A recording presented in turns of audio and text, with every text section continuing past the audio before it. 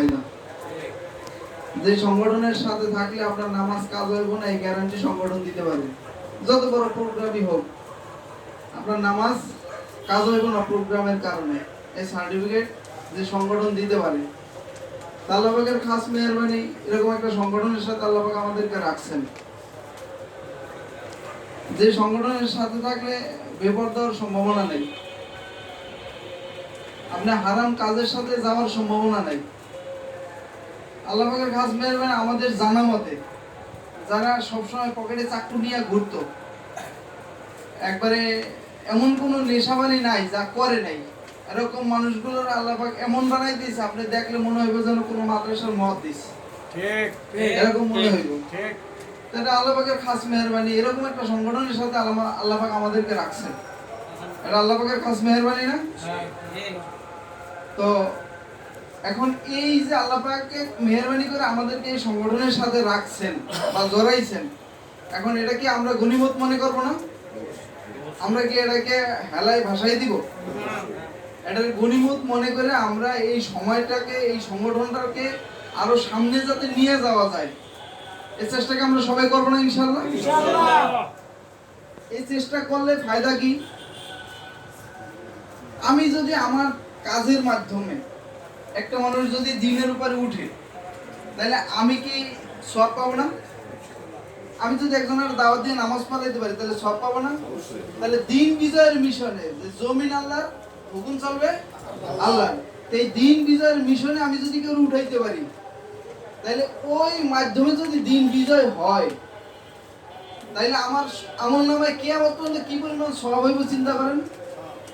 আপনি এক ওয়াক্ত নামাজ পড়াইলেন, একবারই শেষ, কিন্তু দিন বিজয়ের মিশনে যদি আপনি একবার উঠাইতে পারেন, তাইলে এই দেশে যদি ইসলামের হুকুমত কায়েম হয়, তাহলে কি পরিমাণ নামাজি বাড়বে চিন্তা করেন তো।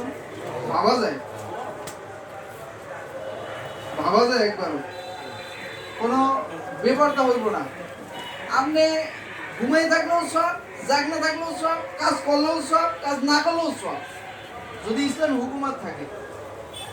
কিন্তু আমরা এখন ইসলাম হুকুমত না থাকার কারণে আমরা দেখা যায় মানে অনিচ্ছা সত্ত্বেও গুনাহ করি, অনিচ্ছা সত্ত্বে। কারণ আমরা ব্যাংকের লেনদেন করলে ব্যাংকের লেনদেনটা কেন্দ্রীয় ব্যাংকের সাথে সম্পৃক্ত। আমার ইচ্ছা নাই সুদ খাওয়ার, কিন্তু আমি অটো খাইতেছি, কেন্দ্রীয় ব্যাংকের সাথে লিঙ্ক করা না? তাহলে ইন্টারেস্ট সার্কুলার সিস্টেম চালু আছে বাংলাদেশে, টোটাল সিস্টেমটাই সুদের উপরে। তাহলে ইসলাম হুকুমত থাকলে তো সুদ থাকবো না। তাহলে আমি এখন অনিচ্ছা সত্ত্বেও গুনাহ কামাইতে হইতেছে, আমার ইচ্ছা নাই কিন্তু আমি গুনাহ কামাইতেছি। যদি ইসলামী হুকুমত আসে তাহলে তো এটি থাকবো না। সর্বোপরি আপনাদের উদ্দেশ্যে আমার একটা কথা হলো, আমাদের আল্লাহ পাক সৃষ্টি করছেন, আল্লাহ পাক সৃষ্টি করার পরে আমাদেরকে তো একটা নীতিমালাও দিয়ে দিয়েছেন যে বান্দা আমার, বান্দা তোমার জন্য এই কাজগুলো তোমার, নীতিমালা দিয়ে দিয়েছেন না? এখন এই নীতিমালার বাইরে আমাদের চলার কি কোনো, চলাটা কি ঠিক হইব? আপনারা কি বলেন? আপনাদের খেয়াল কি? আমি এখানে যাদেরকে দেখতেছি, আমি তো মনে করি যথেষ্ট জ্ঞানী আপনারা। দুনিয়ার সব আমরা কিন্তু বুঝি না? তৈল কিনতে গেলে কিন্তু আমরা সাধারণত একটু ডলা দিয়ে আগে ঘেরা নিয়ে দেখি সরিষার তৈলটার খাঁটি না ভেজাল, দেখি না?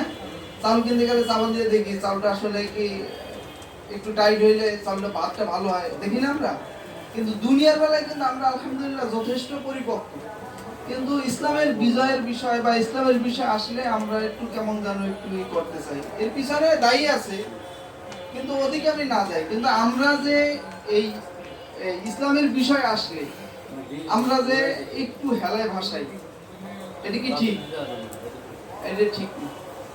কারণ হলো আমার আল্লাহ পাক খেলাফতে দিয়ে এরপর দুনিয়ায় পাঠিয়েছেন। এখন খেলাফতের কাজ কি? আল্লাহর জমিন, আল্লাহর দিন প্রতিষ্ঠা করা, এটা হলো খেলাফতের কাজ।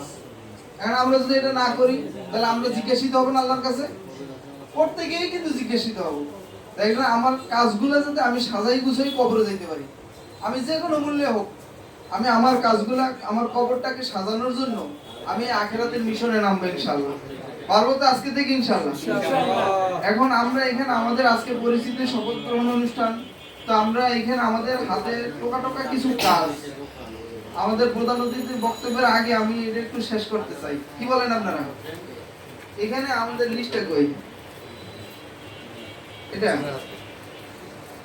আচ্ছা, এখানে আমরা